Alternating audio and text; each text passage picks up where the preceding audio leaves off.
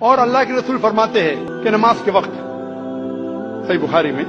جلد نمبر 1 کتاب الادان چیپٹر 75 حدیث نمبر 692 کہ جب آپ نماز پڑھتے ہیں، حضرت انس فرماتے کہ ہم صحابہ کے کندھے ملتے تھے دوسرے صحابہ کے کندھے سے، ہمارے پیر ملتے تھے ہمارے صحابہ کے پیر سے۔ اللہ کے رسول فرماتے سنن ابو داؤد میں صحیح حدیث ہے جلد نمبر 1 کتاب الصلاۃ چیپٹر 245 اور حدیث نمبر 666، اللہ کے رسول فرماتے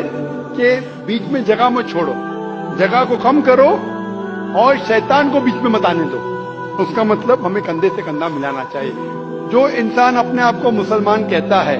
اور کندھے سے کندھا نہیں ملاتا ہے صلاح کے وقت اور پیر سے پیر نہیں ملاتا ہے، وہ اللہ کے رسول کی نافرمانی کر رہا ہے، وہ صلاح صحیح طریقے سے نہیں پڑھتا ہے۔ تو شاید ان لوگوں کو یہ اللہ کے رسول کی حدیث کے بارے میں پتہ نہیں ہوگا، تو ہماری کوشش ہے کہ ان مسلمان کو بتائے کہ اللہ کے رسول کی حدیث ہے کہ کندھے سے کندھا ملاؤ، پیر سے پیر ملاؤ، نماز پڑھتے وقت یہ فرض ہے۔ Hope dance question